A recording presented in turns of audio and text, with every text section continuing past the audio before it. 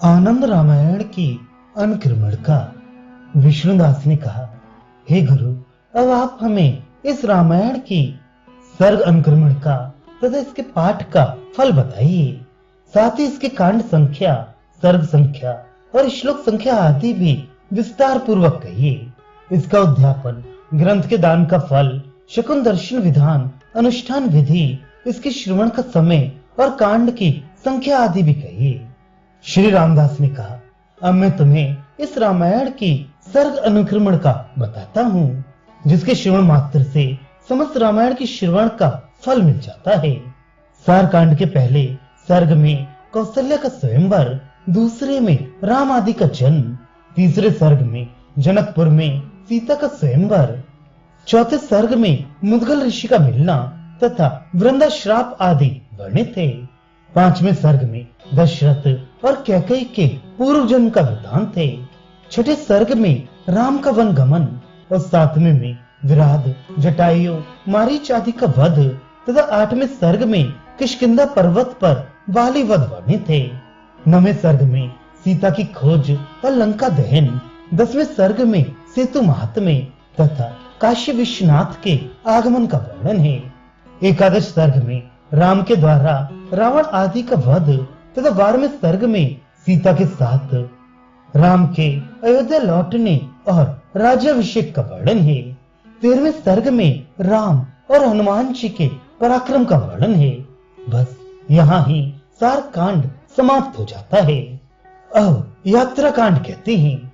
इसके पहले सर्ग में वाल्मीकि द्वारा श्लोक की उत्पत्ति, दूसरे सर्ग में रामायण का विभाजन वर्णित है, तीसरे सर्ग में सीता द्वारा यात्रा की प्रार्थना और चतुर्थ सर्ग में जाह्नवी की ओर राम की यात्रा का वर्णन है। पांचवें सर्ग में कुंभेदर मुनि की सलाह से यात्रा का सविस्तार वर्णन है। छठे सर्ग में पूर्व देश की यात्रा का वर्णन है। सातवें सर्ग में दक्षिण भारत के तीर्थों की यात्रा और आठवें सर्ग में पश्चिमी प्रदेश के सब तीर्थों की यात्रा का वर्णन है। नवें सर्ग में उत्तर प्रदेश के तीर्थों की यात्रा का वर्णन है। बस यात्रा कांड यही समाप्त हो जाता है।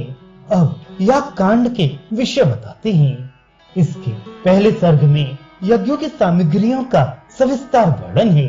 दूसरे सर्ग में रामचंद्र जी के द्वारा याग आरंभ, तीसरे सर्ग में यज्ञ अश्व की पृथ्वी पर प्रदक्षिणा, चौथे सर्ग में राम और कुंभोदर मुनि का संवाद है।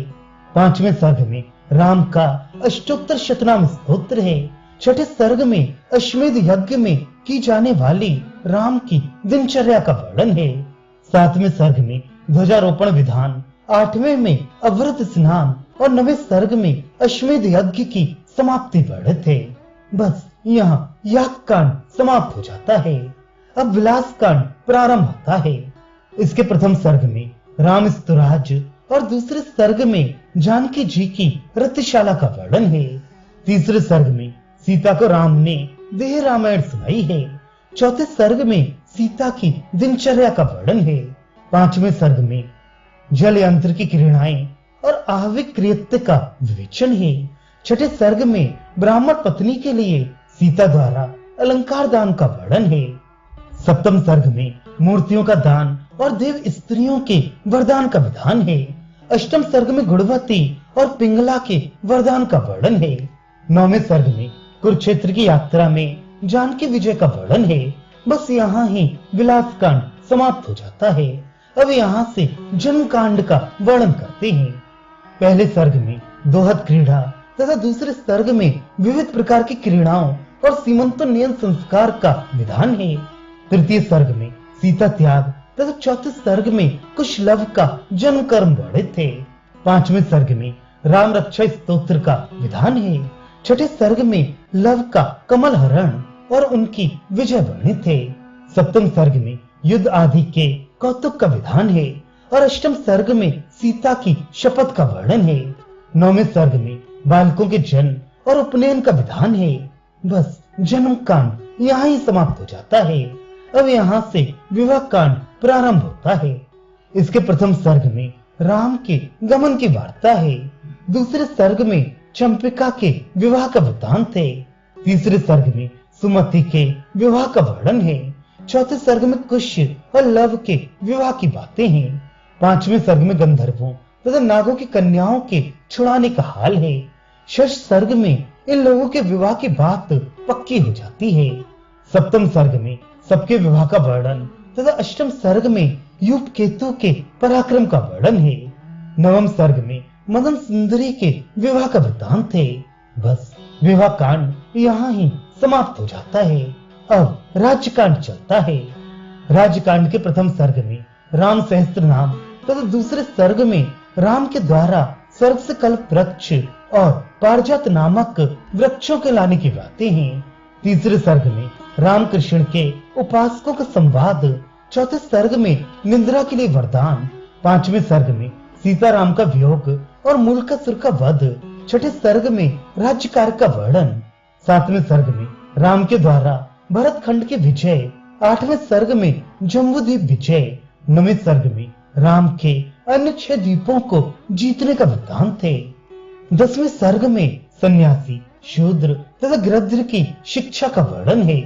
11वें सर्ग में राम के द्वारा 4 स्त्रियों को वरदान प्राप्ति। 12वें सर्ग में 16 स्त्रियों के वरदान पाने का वृत्तांत। 13वें सर्ग में पीपल के वृक्ष की हंसी। 14वें में वाल्मीकि के 3 जन्म का वृत्तांत है। 15वें सर्ग में राम के राज्य का सविस्तार वर्णन और 16वें सर्ग में राम की कही राजनीति की चर्चा है। 17वें सर्ग में कुश की कन्या का स्वयंवर। 18वें सर्ग में ब्राह्मणों के लिए रामनाथपुर के राज्य का दान। 19वें सर्ग में राम की दिनचर्या और 20वें सर्ग में सब अवतारों में राम अवतार की श्रेष्ठता कही गई है। 21वें सर्ग में दासी के लिए राम का वरदान। 22वें सर्ग में सीता द्वारा टूटे तुलसी पत्र को पुनः जोड़ने की कथा है। 23वें सर्ग में आनंद रामायण का श्रवण फल। 24वें सर्ग में यम को शिक्षा एवं धर्मशिला का वर्णन है। बस राज्य कांड यहाँ ही समाप्त हो जाता है। अब मनोहर कांड प्रारंभ होता है। इसके पहले सर्ग में लघु रामायण, दूसरे सर्ग में नगरवासियों तथा माताओं के लिए उपदेश दान, तीसरे सर्ग में राम पूजा और उपासना का सविस्तार वर्णन है। चौथे सर्ग में राम तो भद्र का विस्तार। पांचवें सर्ग में रामलिंग तो भद्र का विस्तार। छठे सर्ग में नौमी व्रत का विस्तार। सातवें सर्ग में लक्ष्य राम नाम जप का उद्यापन है। आठवें सर्ग में वेद आदि के सुनने का फल और 9वें सर्ग में 2.5 महीने तक राम के पूजन का विधान है। 10वें सर्ग में चैत्र मास में पूजन करने की महिमा। 11वें सर्ग में चैत्र स्नान से सबको सदगति पाने का उपाय और 12वें सर्ग में राम ने बहुत सी स्त्रियों को अद्वैत पद की बातें बतलाई हैं। 13वें सर्ग में राम तथा हनुमान जी का कवच और 14वें सर्ग में सीता के कवच आदि का वर्णन है। 15वें सर्ग में राम के भ्राताओं के कवच आदि का वर्णन है। 16वें सर्ग में हनुमान जी का पताकारोपण व्रत है। 17वें सर्ग में सार रामायण कही गई है। 18वें सर्ग में हनुमान जी के द्वारा अर्जुन के बनाए शर सेतु का खंडन वर्णित है। बस मनोहर कांड यहाँ ही समाप्त हो जाता है। अब पूर्ण कांड के विषय गिनाते हैं। पूर्ण कांड के प्रथम सर्ग में सोमवंशी राजाओं की वंशावली। दूसरे सर्ग में रामचंद्र जी की हस्तिनापुर के लिए यात्रा। तीसरे सर्ग में सूर्य और सोमवंशी राजाओं का युद्ध और चौथे सर्ग में सोमवंशी और सूर्यवंशी राजाओं की मित्रता का वर्णन है।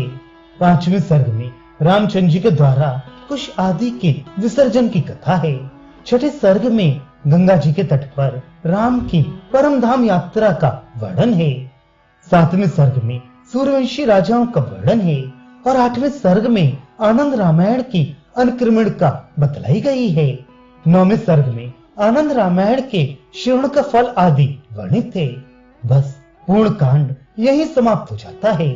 हे शिष्य, इस प्रकार मैंने तुमको समस्त आनंद रामायण की अनुक्रमण का बता दी। इस अनुक्रमण का मात्र के सुनने से समस्त रामायण सुनने का फल प्राप्त हो जाता है।